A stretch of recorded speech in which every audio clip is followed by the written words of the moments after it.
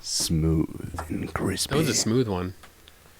The other two we did were like a little bit goofy, a little bit, a little bit offbeat. This one was like you sit on it on a rainy day and you listen and you think about it. You think about things. Lo-fi chill study beats. Yeah. Beats to study to, man. Yeah. I was like I loved those. Do you know what the best one of those is though? Is the I think it's just called Coffee. And it's like a video of just like a coffee steaming. Dude. I think Chloe and I actually played that at like our wedding reception as like the background music.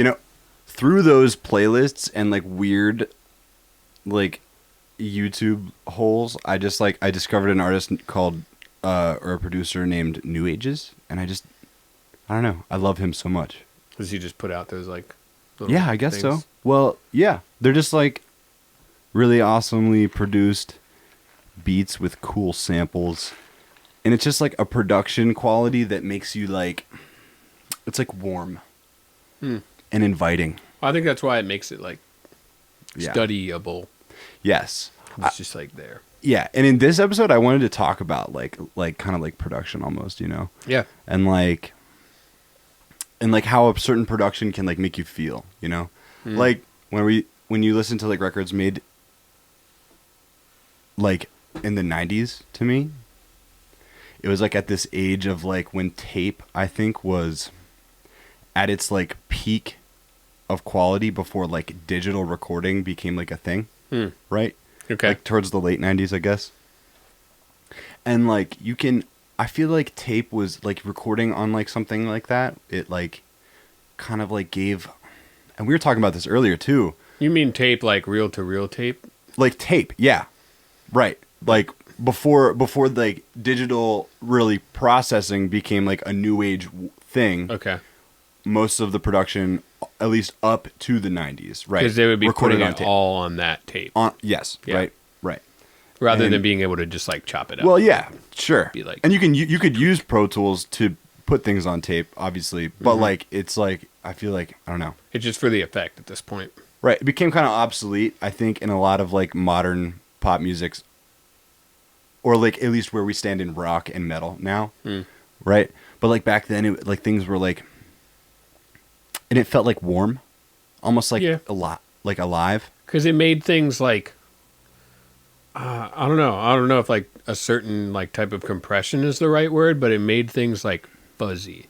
Yeah, right. And it made the instruments like superhuman. I feel like it made the instruments like, and the vocals like super like just real, like in like superhuman. Yeah. Whereas like algorithms obviously can like capture sound and like make sound like incredible, and you can like with modern recording obviously there's so much more like frequency range that we can use and like organize in mixes to make it sound way bigger and way like louder and more massive than like older recordings. But the thing about older recordings was like they were using technology that embodied the literal instrument rather than just taking what it got and like making the best out of it. Do you know what I'm saying? Or like making it some whacked out crazy thing. Right. Like you can like now you can like in like a basement like mine you could take like a snare hit but just make it like Basically, I'm just like talking crap about all that we have ever done. I'm just talking crap There's about nothing wrong with that because all we do is like we just record all of our albums like in our garage and in our basement, and we just take what we try to make them sound. Yeah, we just take what we get and we just like, man, we're just gonna try to get the best possible tone, the best possible mix all on our own, and like just release it like that. And we can because we're like kids with technology now, and we've been like kind of looking into how to mix and how to do all those things like since we were in high school back in like 2010, and like now we're like we're pretty decent at it. But I feel like back in the old days it took more of a budget and more of like a background in the science of frequency to like make a decent recording. Because like before it even hit the mic, you wanted it to be like your source audio had to be like damn near flawless, and then or you just accepted it for what it was. Right. Like, dude, honestly, you can listen to like old like 60s recordings of like guitars and it just Right, Or right. They just recorded them just for the necessity of putting it on that Right. song. And like I was listening to Unchained by Van Halen, because of, Rest in peace. Rest in peace. Rest in peace forever. Love you. Rest in peace. I was listening to Unchained, and the production of the guitar is like dry, and it's like kind of like I don't know how to describe it. It's like flaky, like a crust or like a croissant. It's like do they have like a moist? It's got texture to it? Not all. No, it's got a really dry texture. Okay, and it's like kind of like just this high end sizzle kind of noise, and like I liked that about it. I like that about it because it's like it makes it it's like whenever I listen to that record, and I was listening to it in headphones, I could hear in detail Eddie Van Halen's take, like in detail. I could hear where his fingers were kind of moving, and like I could kind of hear like the flaws in the way he played it. Not that he was like a flawed guitar player. No, but like it's characters, like things that like make it what it is. Right, and so whenever I'm recording, I'm like, dude, I need to make the most inhumane sounding perfect guitar take, and I'm just like that's like what the standard is now. I'm meticulously creating riffs that are like as like perfect as possible. Whereas back then it was like, yo, the tape's rolling, just jam your best take. And I mean, it's not to say they didn't do it a million times. Like, true, you probably did, or you probably didn't. Right, and it was just like, yeah, that's right. good. Right, totally. And also, this brings me to a thing. I'm gonna bust this out. Bust it out. I brought this. This is for the listeners or viewers. For the listener, this is "Steal This Album" by System of a Down. I loved this album so much, not just for its content, but for the way that it's like. Yeah, check it out. And it's cool. I didn't like even know what the inside or any of it looks like. Obviously, it's the CD layout. I thought it was a gatefold for some reason. Like the CD layout is probably also very different, but the artwork that comes in it is super awesome, and I love it. Like if you look on the one side of it's just like scissoring legs. Just scissoring legs. I never knew that was inside the album. I've listened to this album. That's what you can get from it. Like, right. I've listened. See a butthole. Like that's what it is. Right. I've listened to this album for so long, and I have never seen the inside of it. But I wanted to say the production of it is what made me like kind of love it, because it's like warm, and like it's just like warmer. It's warmer than Toxicity sounded. Like Toxicity sounded a little bit crustier and a little bit like a more on the trebly kind of side. Yeah, and like for sure. this and like this album was more of like a warm sounding, and you can tell that it's all just like recorded on like some analog gear that is like kind of brings warmth to like Serge's voice and Darren's voice and Darren's guitars, especially because that's like my thing. I love to listen to guitars and just like pick out what I love about the guitar tone and stuff. It says "Steal This Album." Oh, that's so sick. That's so cool. And then there's that scissor symbol again. Right. Like, what is that? And another thing, and we were talking about this earlier too, about like making music is like how it impacts people and what that is. We were talking about how like to me, like sometimes it feels kind of narcissistic to want to like impact people with the music that we make. Okay. But like I'm so inspired by the way that like Surge impacted me on this record. Okay. You know what I'm saying? And how like so? Just like the way like lyrically? Lyrically, and you know what? It didn't just have to do with his lyrics, because like maybe obviously as like a freaking like 12-year-old, I wasn't like politically driven, right? Yeah. But the idea of these lyrics was to question your surroundings. Okay. Question them and try to call them out on what's wrong, on what you see is wrong. And that like for me at a point in my life where I was like kind of like young, and I felt like I was not as maybe understood by my environment, by like the high school environment that we had and all those kind of things. I like identified with it. I was like, oh dude, like, this guy's kind of speaking out against his surroundings, and like, fuck, so am I. Like, and so it impacted me. I see. Yeah. And it's like, I don't know. It's just one of those records that got through to me with like its attitude, its lyricism, and its production all around. And I know think that there's it's a like lot of like there's like an element of like I don't know what the word is, like irreverent, like just some of the things that he says are just like, what are you saying, dude? You know, I'm trying to think of like a line, but like the Highway song specifically. oh, dude, like, you yeah. listen to that song and you're like, what are you trying to say here? Dude, but yeah, maybe like, he's not saying anything at all. And System of a Down just has a history of like obviously just like saying like kind of off the wall, having off the wall lyrics. Mm-hmm.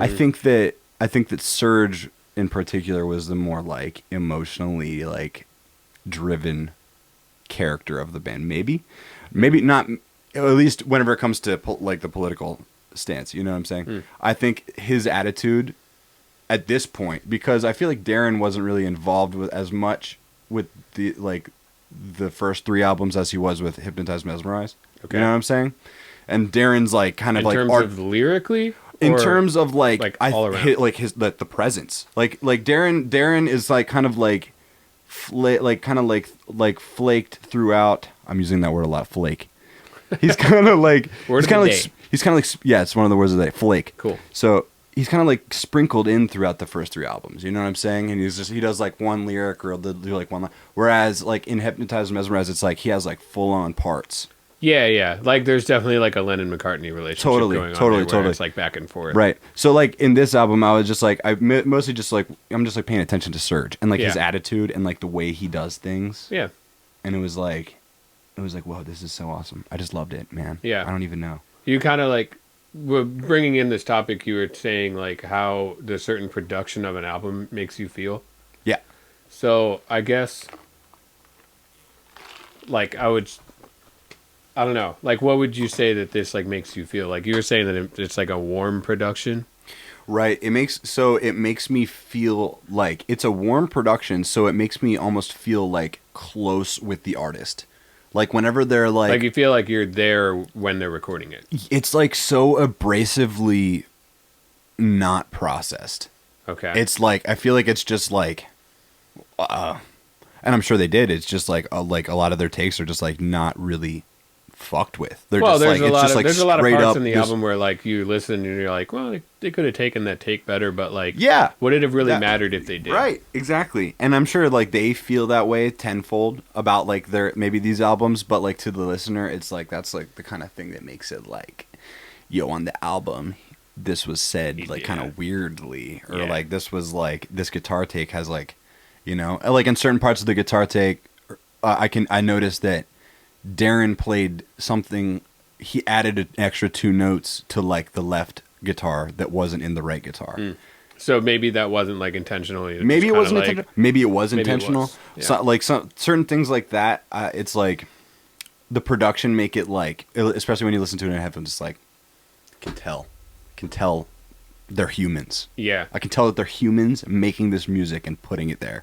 Yeah, it's interesting that you say that because like whenever you say like how does this production make you feel, it makes me think of, I guess the most extreme version of it for me would be like Bless the Martyr, where I love all the songs on that, but the way that it was recorded and like, to be honest, also it probably has a lot to do with like the era that I got that album in. Right. Because of how like this is kind of like way different than what you were saying about how this is like human.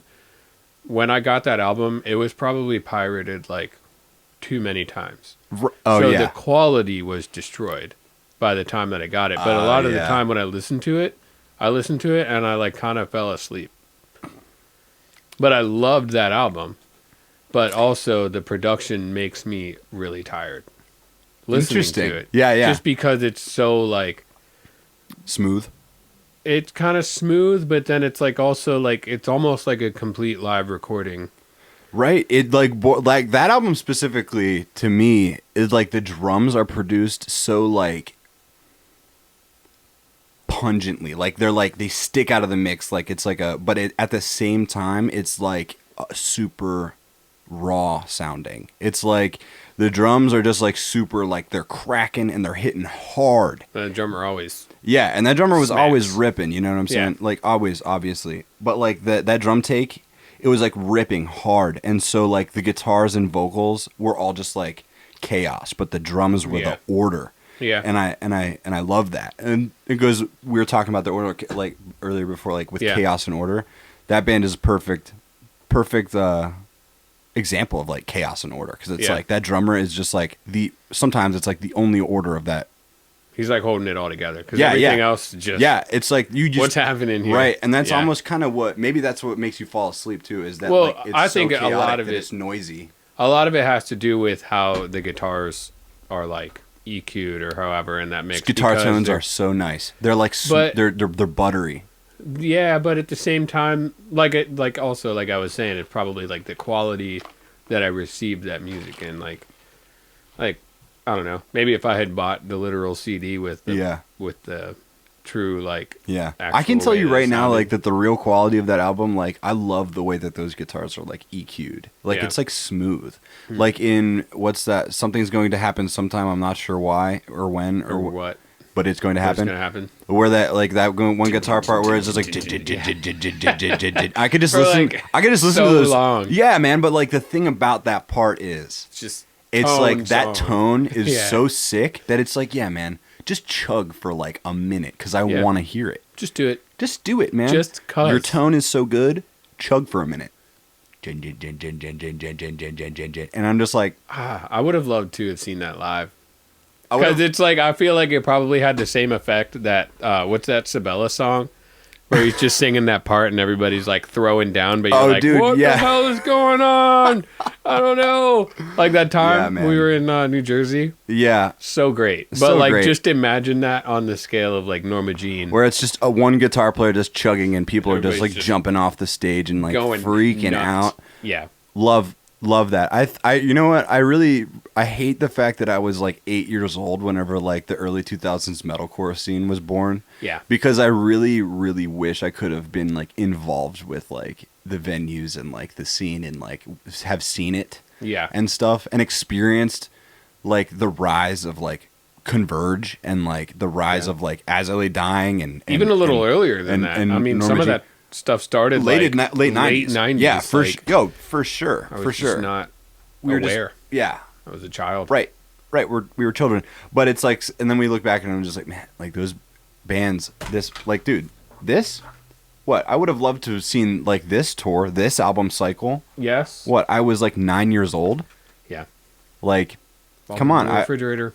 Doors closed. Lights are out. Butter's getting hard. Like, I loved this album so much. And it was, I feel like it was just too late for it. But the production just makes me feel so good. I'm just happy I can listen to it now. And you know, you let me listen, or you let me borrow your van, to go do that music video for Freeze, and you had Toxicity in got it at the flea market, right?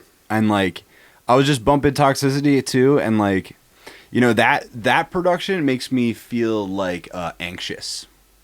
Really? Yeah, it makes me feel like anxious. It makes maybe not anxious. Maybe that's not the right word, but it's like it makes me feel like excited because there's like it's like it's very like it's very like a live sounding. Well, not that this isn't a live sounding, but it's more like it's just more aggressive sounding. Mm-hmm. It's more aggressive sounding than Steel. You said it has like a trebly aspect. Yeah, it has like a trebly aspect to it, and it makes it whenever I listen to it, it's like I just kind of get amped up, and Chop Suey happens, and I'm just like, dude, I gotta like freak out. You know, Deer Dance starts happening. I'm just like, man, I gotta freak out. A lot of those songs are just like freak out songs. You know what I'm saying? And like, yeah, definitely. Like that album has a lot more of like it's got like Mr. Jack, like, and it's got things, like But yeah, Toxicity is definitely just like done. Yeah, like, it's like ooh, like yeah, you're right. As soon as the first track starts, you're like, oh, dude, I'm gonna have to beat somebody up. I'm going nuts right now. Yeah, right, dude. I don't know. And you know, Ryan's been talking about since we've been messing with a lot with Guitar Tone the for our new album the past couple weeks. We've been talking about like that the dryness, and adding dryness to our guitars to give it more detail. And this band. And Darren Malakian's tone has been like a huge inspiration just because of like the way he riffs is sometimes kind of chaotic, but the dryness that he uses with his amps. Yeah. Well, it's so cool because you can hear the dynamics of his playing. Because like so you'll have those like Dear Dancy parts where it's like where it's just like it's just chuggy. But then like the best like I think most indicative of his playing is his like the tremolo guitar parts. Where it's like it's like clean.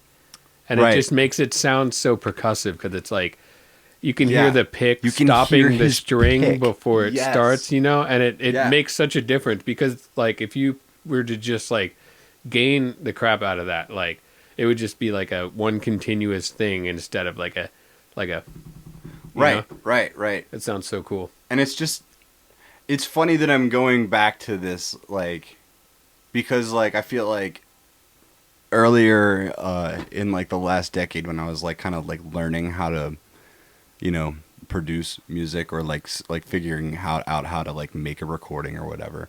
Like I used to like quantize guitars like so meticulously, so perfectly. And whenever I would reamp, I would just use a bunch of gain because like I already have meticulously ordered those guitar parts to make them sound perfect. So I could just gain them out, smooth it out, and it would just sound like a machine playing the guitar. And then I go back to these albums and I'm like, man, I like this more. I like being able to hear like the pick. Whenever the pick touches the string, and like you said, whenever you can hear that little gap where it stops the string and then it plays another, and it's just like that's almost like that is such a huge part of like the guitar take that I overlooked. I think whenever I was like just figuring out how to do it, and now I'm like just going back to it, being like, dude, I love that. That's sometimes you got to go so far just to come right back. Just to come right back, man. Yeah. Damn. I think another thing. I was talking to Malfi from Freeze about this. Like, how did that? I want to ask, like, how did that video go? Oh, it went really awesome. I love all those guys in Freeze. Like, they're just fun to hang out with. We shot the video, in Matt's house. It's like kind of like a log cabin. It's really cool. Whoa, really awesome. There's yeah, a vibe. It was like a vibe. It was we did it in the basement. We just like I don't know. We just drank beers and like Matt made tacos and totally burnt the meat and everybody was like making fun of him. But I had a great time. It was great. It was a great time. They were grilling. I don't know. We just like sweet. Grilling and chilling, bro. And like in between the grilling and chilling, we were just like, I was getting the shots and we were just hanging out. Great guys, great group of guys. It was like actually one of the first times that like I really kind of, I wouldn't say one of the first times, but like I really had to try to direct because it was like, I was kind of like, and Dom did a lot of it too. Like him and I were kind of tag teaming the direction where we had like an actor. Oh, okay. You know what I'm saying? Yeah. Okay. We had like an actor, and we were like trying, and that's like, I think that's something that's lost in translation whenever you're watching shows and like whenever you're watching like the interaction between director and it's actor. It's like trying, like under having the, not only filming the actor, but it's like somebody has to be there to let the actor know like what is happening, and that's like there's because like the actor, they're not watching themselves do it. So somebody on the sideline, like the director, is talking to them saying like, hey, you're holding your hand a little too weird in that part. Yeah, stuff like that. Right, yeah. Or like continuity errors or like things like that. Like you didn't move this way whenever you moved in that shot. Just things like that are like, I'm not really that good at. But I'm like learning how to, that was definitely just a cool experience being able to do that and like trying to like do that, So I think it definitely helps because for a long time you and I have been doing like cutting videos and stuff like that. So we're both aware of when it's frustrating to cut a video where there are continuity errors or there's like a shot that you just can't use because something is going on. Yeah. So like trying to, it's like with recording music. When you're recording a take, you kind of weigh out, like, is it more worth it to redo that take or can I just fix it? Or can I just punch in that note, or can I just punch in that part of the riff? So if you do that in terms of video, that's basically directing. That's just saying the same thing. It is the same thing.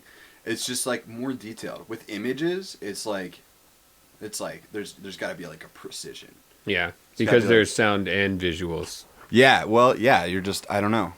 And another thing that challenged me was the video that we did with Britain back in 2016 with Addis and PTSD. Yeah. It was like that, the whole direction of that video was like, it was all over the place. We didn't really know what was going on. We just kind of like got a bunch of shots, and then I had to sit down and try to order them together. With like a general idea with of what the storyline was. Yeah, that was like, I feel like the first attempt that I ever did with that, and like it wasn't that good, but like I still am like, start somewhere. Yeah, I'm still like kind of proud of it, and it's like, yeah, I don't know, just a thing. Production is such a crazy thing, and how it makes you like the process of making like stuff. Yeah, it's like, well, like I don't know. I totally lost my train of thought. Take a sippy, man. Yeah, I gotta take a sippy. Drink your brain juice. But, man, I had a really good point. Whatever. Production quality. Production quality now is, I feel like a lot of it is based around how can I get the best sound with the least amount of resources. You know what I've been thinking a lot about too?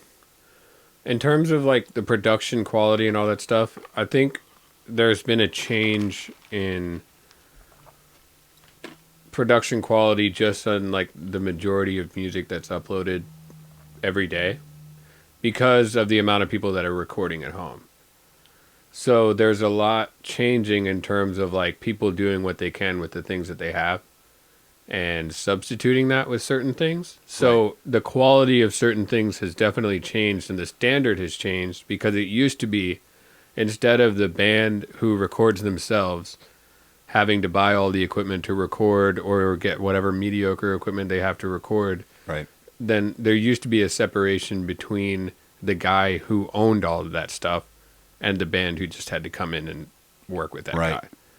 Which is kind of crazy if you think about it, because that was the standard for so long, and now it's like, well, I can get my own version of all that stuff. Right. Or close to it. Right. And then what's missing is the director. The director, like, for sure. Like the producer. Like whenever, I feel like when bands go into a studio environment like that, to the guy that has the stuff. Yeah. And he's not always just the guy that has the stuff. Usually he knows what he's talking about in terms of structure. Like whenever we recorded with Brett Samara forever ago, he was directing us, because he could tell that, like, we were like in high school and we didn't really know what was going on. Yeah. And he would be like, "Yo, play this part like this, fret lighter right there, do that." And it was like, because he was like this outside body that kind of saw what we wanted to create and was helping us, And so that's also something that's missing, I feel like, a lot of times. Yeah. And you know what? It's good and bad. I was gonna say it's good and bad, because like sometimes I'll hear more candid recordings, like more like recordings that are like this actually sounds kind of like what they sound like, or like the like I could tell, like, these guitars aren't quantized, and at first I'll be like, man, that sucks, but then I'll be like, you know what, it's kind of cool, kind of makes it what it is. After a couple listens, it's like, this is the whole thing that I feel with like Young and Heartless stuff specifically. Yeah. So whenever we went and we recorded at Developing Nations with Kevin, that was more of like, we went in there knowing exactly what we were going to do, because the demos that we had musically were very specific. We were like down in my parents' basement for so long with 11 songs, just like, this is what they are. Yeah. And that was like kind of using just that studio as just a place to record. Maybe like a couple of things were said here and there, like, hey, maybe don't do that, maybe do this, things like that. But then there was a drastic change from that to Stay Away, where we recorded at Studio 4. And that album, while I appreciate it, it doesn't have, like what you were saying, that like human aspect of like, if you listen to that first and then heard us live, it'd be two totally different things. which I feel like can be dangerous territory. It kind of is dangerous territory, but there's like a line. There's like a fine line, I think. It's like, because like I personally think that it's like there's like a lot of good that comes from like album version, and then there's like live version. You know what I'm saying? For sure. There's a fine line though, where it's like yo, this band like actually sucks. Like their producer's awesome. You know what I'm saying? Yeah. Like this band, System of a Down, just to use as an example, like a lot of their stuff from like, you know, Hypnotize and Mesmerize has a shit ton of like guitar production, like different guitars, like different stuff going on, different production. It's not different like vocal samples he just happening. Turned the amp on and was just like the whole time. Whereas I feel like a lot of these earlier albums were like that. A lot of these earlier albums are just like, yo, it's like almost, it's just like the four of them. Yeah. It just sounds like the four of them, right? And then later on, like they're like, yo, let's just like add stuff and let's like make these records kind of like live. There's like 2 Darrens. And then yeah, there's right. Like 4 However, Darrens. it's like take Chop Suey for example. Like that, like that track has like a lot of guitar production. Like overlapping but stuff, like live, like Darren just starts out with that on a clean channel. Yeah. He starts twiddling away. And then, like, you know, they have a way to translate it. Yeah, John comes in with the drums, and it's like it's not like the album version, but like it's still pretty hype. Yeah, it's still pretty good. Yeah, it still kind of translates. They kind of made the song what it could be, while like at the same time, if you wanted to see them live, this is how it is. Right. This is how we do it. Right. Just as the 4 of us, not. Like, there aren't 3 of me that can do all of those guitar parts. Totally, Man. So. Totally. And I feel like we did that with Promise Breaker a lot, too. Because it's, like, a lot of, like, Not Even Once and, like, Televiolence just has a whole bunch of stuff that I added in there. Just, like, it has a whole bunch of, like, drum sounds and, like, shakers and, like, other vocal tracks that are just in there. But when we do them live, it's, like, it's kind of plain Jane. But, like... But I think we play them to our best ability, and like there's like a certain amount of translation there, and where it's like you heard that live, and like you can go home and listen to the record and be like, yeah, that's that part. Do you know what I'm saying? Do you know what I'm saying? Yeah. And especially with the fact of like all the stuff all the instruments and amps that you hear on the album are like the actual amps that we're using too. So there's like a level of like, this is literally our sound. Yeah. Instead of a producer like. You going in with your drum kit and then like it's like completely replaced with Contact and then like the amps are like the amps that they have at the studio versus like the amp that you have like put your money into and stuff, you know. It's different like that, you know. And like I know that like whenever Jeremy recorded at Will Yip, he was using a different amp. He used a different amp for different parts. Plenty of them. Yeah, plenty of different amps. Whenever in reality he just had that one JCM, you know. And what I'm saying? JCM was so like significant to his own playing, because it reacted like I think specifically to the way that he played, just because he was a very dynamic player. Totally, man. Like I whenever I hear Jeremy's like playing, it's like I hear that like that Marshall, like, and that kind of like soft gainy tone that he had. And I feel like a lot of Stay Away is just like it's all over the place, which is awesome, cool. It's like all the guitars are like there's different tones and there's different aspects to different songs, and that's really cool. But I also just loved like the Pull of Gravity, where like his tone was just kind of straight up that thing. Yeah, you know, and that's cool. And I don't know how many amps that you guys used on that album. There were several different ones, because there are times where it's just like the heaviest. You know what I mean? Like oh yeah, totally. I don't know. There's definitely like some contrast, but I think it was more his amp plus other things. Yeah. So it was always there, but there are just other things going on too. Yeah. Just picky about amps, dude.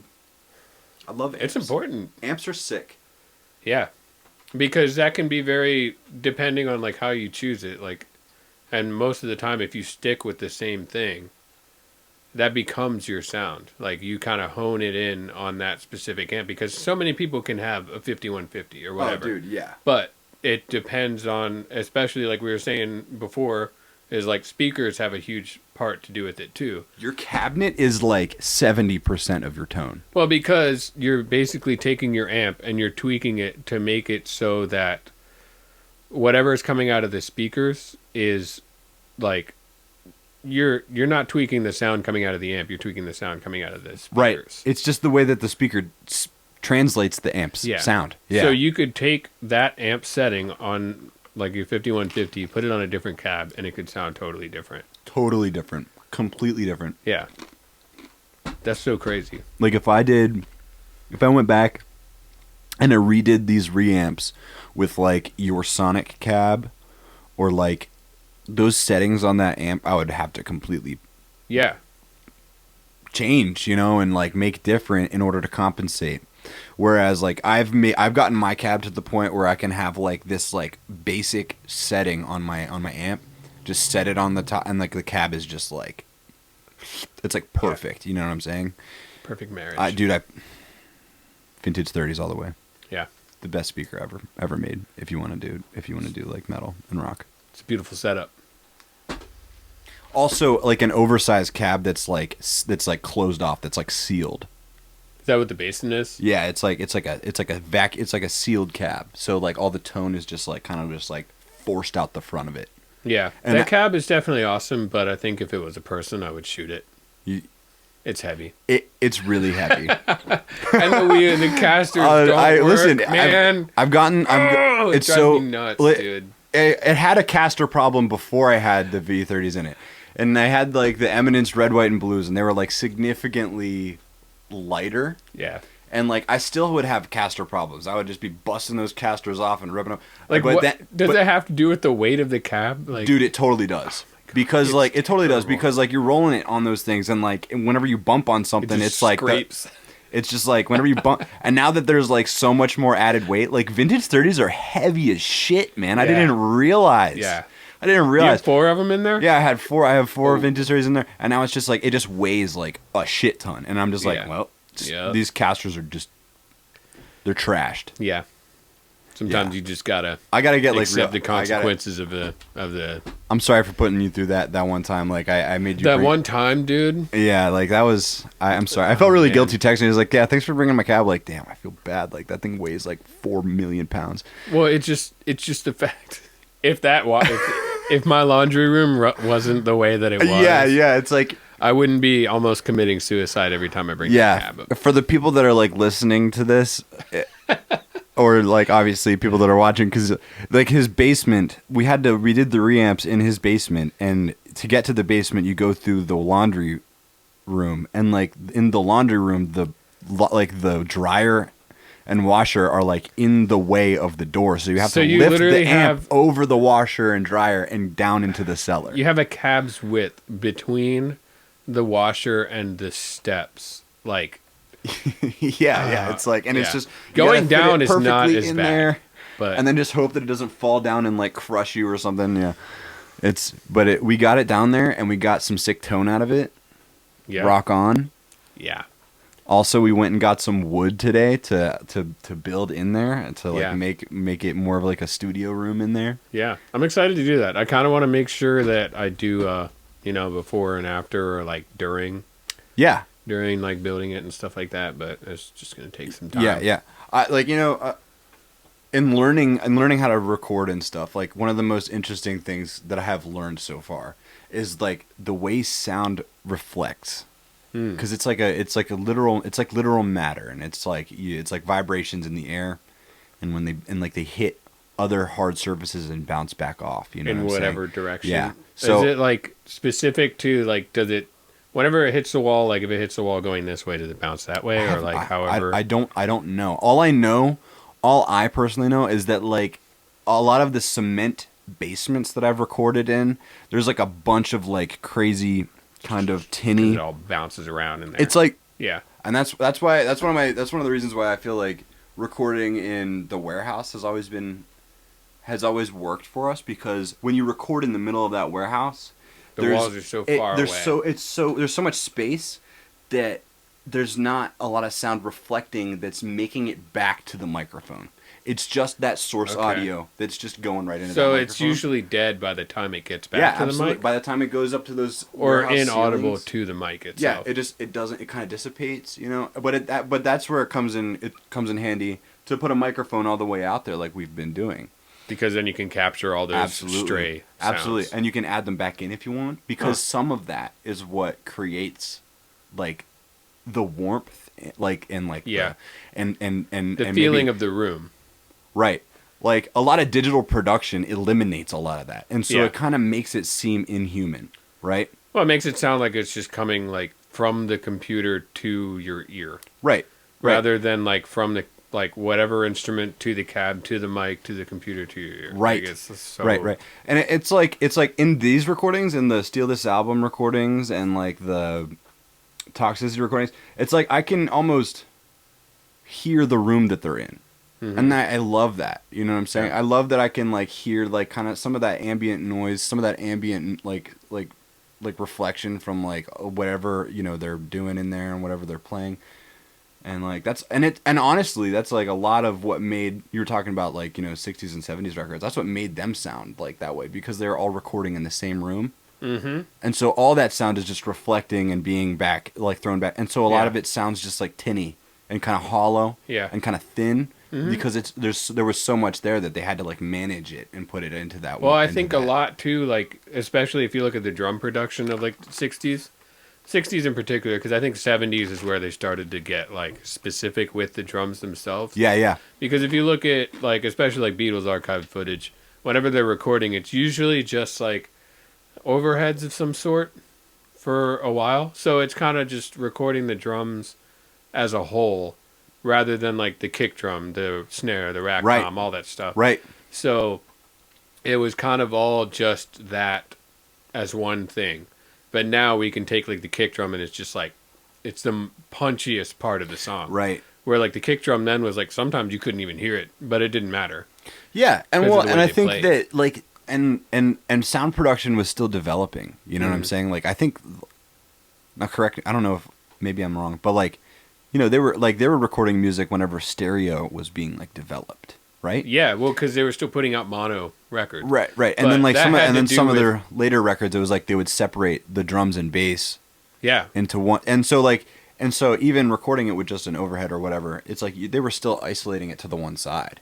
Yeah. And so that kind of gave it a detail in and of itself, right? It's like, oh, you can hear sort of the drums a little bit more separate. Some of that before it became like an experimental thing, because it definitely did. There were times where it was just like, oh, it would sound really cool if this part, the drums were just on this side. Right. But before that, whenever they would put out stereo albums, it would be for the purpose of people who didn't want to listen to the rock and roll music. So then it would just be the vocals and whatever else they wanted to add into that more conservative side. Incredible. I didn't really realize that. That's cool. That's it's like an interactable recording. Yeah. You know, you mix it how you want. If you want, you know, just if you want, unplug that one speaker, you know, or and just jam out to their voices, because their voices are awesome. Yeah. That's I didn't realize that. I just thought that it was kind of like a production experiment where it was like, we're trying to give more detail to the drums and bass, or we're trying to, you know, and then later on that they would figure out like, yo, let's like do it. Definitely became that. Right. Because we do that now. We'll be like, oh, this guitar part, we'll put it in that one side. Yeah. And then, or just like layered stuff. You put it in the background, and then like some people would be like, wait a second. Oh, yeah, dude. On that left side, there's like a little thing in there. Yeah. That's so cool. Yeah. Early recordings are just fascinating, man. Yeah. Well, my favorite thing, like, I'm a huge Beatles fan, which, like, I don't know. Some people love it, some people hate it. It's just that kind of thing. But, like, can't deny what they were. The thing that I love is that, like, they were taking things, and like a lot of people would say that they like plagiarized a lot of the music that was happening at that time. Wow. But they were kind of taking what existed and putting it in like a recorded format. They just happened to be in the right place at the right time, I would say. Right. And they were just capable of doing that. But like, just because of doing that, we're able to listen to all of that and like listen to the like lack of care that was put into those recordings and write down all of those anomalies, and just like, because there's a website called Beatles Anomalies or something like that. Yeah. And it has every... Yeah, we've gone through that. Every like song and like everything in the recording that is like messed up, or like it just comes in weird, or you can hear somebody counting somebody else in. Right. So it's like, did they not hear those things, or did they just not care, or did they want those things in there? You know, probably a combination. The world will never know. The world will never really know unless we get a private interview with Paul McCartney, and that's just one person's perspective. Yeah. We'll never know the other three's perspective. Yeah, because I mean, you can get Ringo's perspective, but I don't think anybody cares about that. About them. About them. They were such like a pop. They were like the first pop band.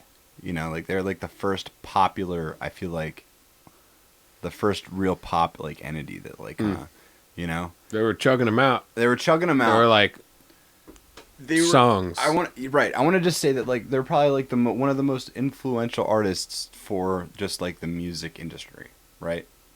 And like the fact that they're like on such a, the fact that they were like so experimental with their content, and so like let's try this, let's try that. That's really inspiring. Yeah, that's really cool.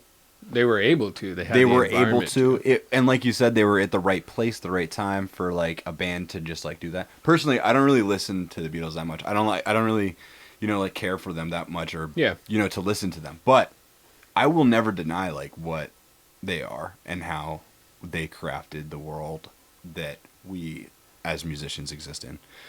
And it's like looking back on the resources that it would take to record an album and create an album, and like just that whole like what's that, that whole White Album kind of thing where it, like they would, you have a book, I think, don't you have a book, or like there was something that we in your old apartment, and we like we went into like looked into like how that album was recorded, and it was recorded in like a month.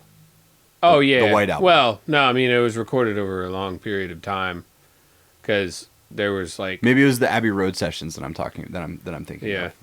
I'm not sure. I'm not sure. To me right now, but I'm not sure. But what's fascinating to me, regardless, what's fascinating to me, I think, is just like how primitive recording was, and how like they were just going into that studio and being like, we're gonna try something new today, and maybe it'll stick to the world, maybe it won't, because there was nothing there yet.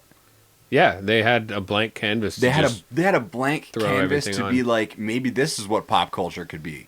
Maybe this is what pop culture. Maybe this sound. Maybe that sound. Maybe like a track that just says like number 9 and has a whole bunch of weird noises. Yeah, you know what I'm saying? It was just like they were. It took them a long time to get to that place, though. Right. Because they were like, I mean, they were like super young in the 50s, like and they were like a bar band, just kind of like doing music. But they did.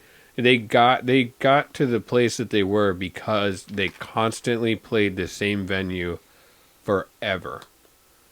In like Liverpool, I think they played it all the time. They played more shows than there are days in a year. They'd just be playing multiple shows a day all the time, and like that was like a lot of I think how a lot of like very established like 60s bands came to be, like Creedence Clearwater Revival was also one. Mm-hmm. They would always like hole up in hotels and just like work on their craft night after night, just getting better to the point where they could play like Royal Albert Hall or something like that to an unspeakable number of people. That's sick. I wish I knew more about like speaking of like early bands that were like paving the way for certain industries. I really wish I had more insight on like the history of like Black Sabbath and like what it was like for them to engineer and create metal. Yeah. Cuz like I feel like they were like the first real like heavy band. You know what I'm saying? That became culturally like popular, I think. Right. But I think culturally like, popular, but all, like made it to like the mainstream, like you said, because like you have your like King Crimson, whatever, but that didn't really. That's like an obscure thing. Like maybe it's not obscure now, obviously, but like then it was just like. And I feel like you know, music might have sounded heavy earlier in the '60s, and it might have had like a crunchy tone, and like maybe like they were like, you know. Like obviously Beatles were doing like kind of that kind of stuff too, where it was like upbeat and like kind of crunchy and like there was distortion and like, you know what I'm saying, and there were entities like Jimi Hendrix, obviously, and stuff like that. But like, I feel like it was, I mean, going back to like what I said about this, it was the attitude, of Black Sabbath. Okay. Where it was like, not only does this band kind of sound heavy, but it's like drony. It's like drony, and it sounds. It had mood. Kind of like it sounds kind of evil. Yeah. And it's not just like there's not this like underlying kind of upbeat rock and roll vibe that went along with it, you know, do you know what I'm saying? Yeah. And they weren't singing about like, you know, like Foxy Lady or something like that. It was it was like they were singing about like war pigs, and they were singing about, you know what I'm saying? The content of the lyrics definitely changed from like I love you to like and it was like, and it was like, yo, like this is like darker. This is like a little bit more, you know, revisioned or like introspective. Right. And I wonder what made them think about that. Like, cause going back to what we said about production, like getting something like that with that kind of a tone, with that kind of like a lyrical background to get to like the point of a production, and then like to an album, a physical album in the late 60s. It was like made in 69, right? Like the first Black Sabbath album. I think 69. It was like, it's just like a manifest. It's like it manifested, but it's like who believed in this enough for like the resources to come about. That's true. To have it be made, like that's sick as fuck. I love that. Well, it's going back to what we said is like there was always the guy who had the stuff. That guy determined whether or not your music made it to an album. Right. Because he had all the stuff to record you. One of those guys that was just like, dude, this band is like drony and kind of satanic and crazy. I'm going to record this band. I'm going to invest in this. I'm going to invest in this, and like, dude, and then it kind of made like the heavy metal attitude, you know what I'm saying? Those producers are the unsung heroes. They are. Like the guys that said Black Sabbath, like, let's produce this album. Whoever was involved with that, I would love to know more about it. I might research it and come back and like talk in the next podcast about it. But like that's such an awesome idea. That's such a cool thing. I love that. Yeah. You know, going just like the idea of back in the 60s where it was like production was developing, and then like people were just like, yo, production's developing, like here's this crazy idea. What if we made a record that sounded like that? You know, we don't always have to sound happy. We don't always have to sound this way. We don't, you know, we could try to break out of the mold, because like, and it's just like the history of stuff and production and music. Yeah. I think those things, like, people always felt that way. Yeah. People have always felt like things are wrong with the world and things like that. But to allow something like that to get into popular culture was definitely withheld. It was a step. And then, it was a step that to bring it to light was definitely changed in the music culture. Yeah. Totally, man. For the better. For the better. And, you know, like Van Halen and Van Halen 2, those two albums, like, they were really huge on the rock world. The rock, you know, going back to Van Halen and what he did for rock and metal, you know. Because I think that it was like, because those albums came out in the mid to late 70s, I want to believe, right?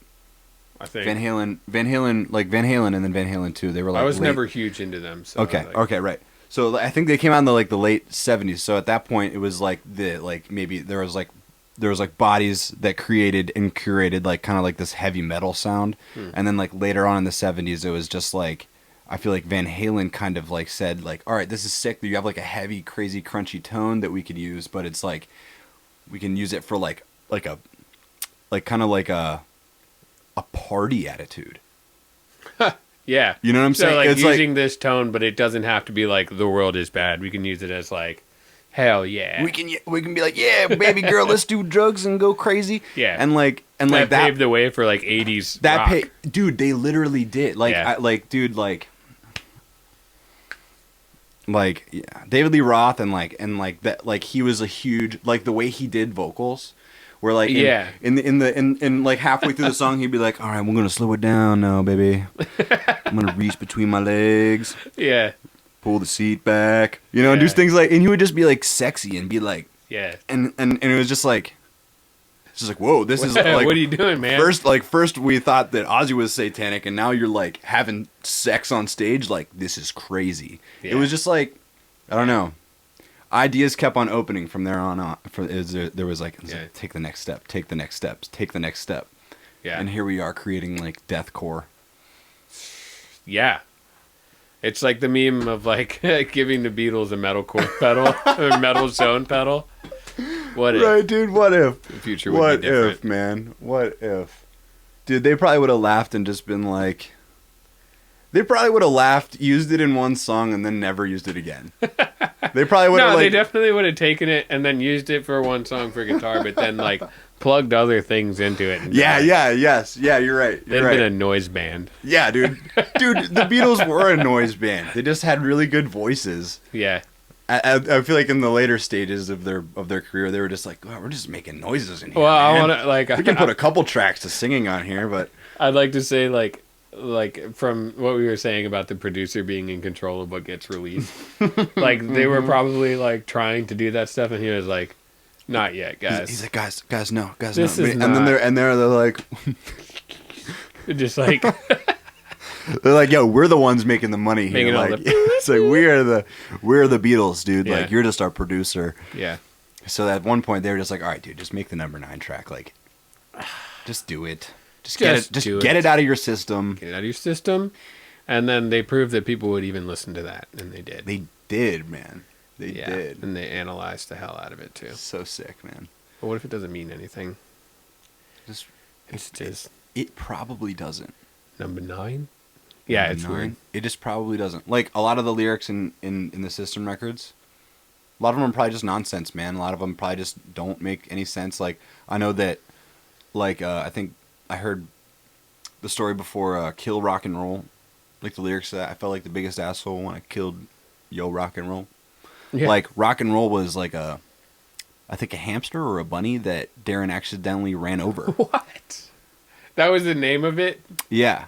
And so like they wrote the Well, I it felt was like the biggest asshole. Yeah, Yeah. that's a good one. And so he wrote those, and it's just like you could, and it's just like it's kind of like I always thought of it as like a Harsh Your Vibe, dude. or like something like that, or like it could either be taken as that, or he's just like, I rock so hard that like I killed your rock and roll, you know, dude. Like I killed your rock and roll because like I rock way harder. So it's like facetious, like, well, I felt like the biggest asshole. Because that was a lot of, dude, I feel like that was a lot of Darren's vibe in those like other albums where he was just like, you know, my shit stinks right through to the floor, man. Like I'm better than you, man. And like I kind of loved that like I feel cockiness, like, yeah, that narcissism where But it's just like this rocks. I always took it as like, yeah, it was narcissistic, but like he's like joking about it, like Right. being self-deprecating about his own narcissism. That Right. it's just like it's like Yeah. so backwards,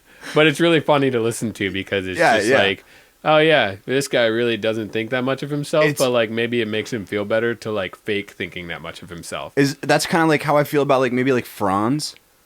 Really? It's like maybe I can't tell if that guy's serious or like that's probably like what he's about. He's about that life. Yeah.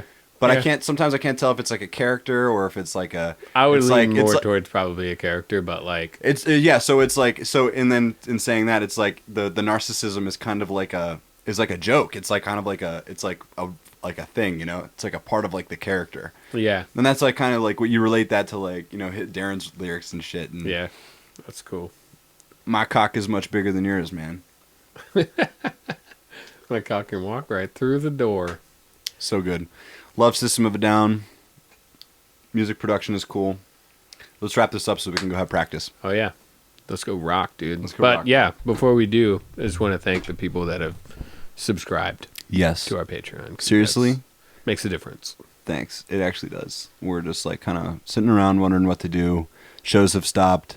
The music world has basically just stopped, and we all kind of looked at each other like, why are we coming to practice? Why are we even doing this? And so making this Patreon is a reason to stay alive, and thank you guys for subscribing. If you already have, like, Yes. love you forever. Here we go.